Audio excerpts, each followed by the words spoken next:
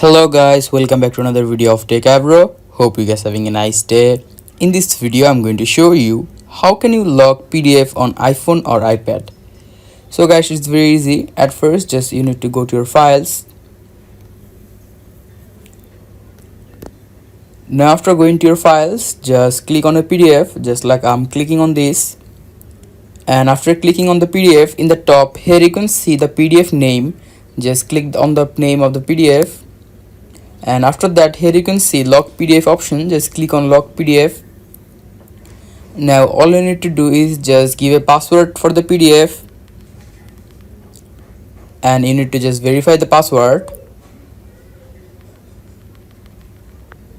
And after that, all you need to do is just click the top right done, and by clicking done, this PDF will be locked in your files. So guys, that's how you can lock PDF on iPhone or iPad. Hope you find this video helpful.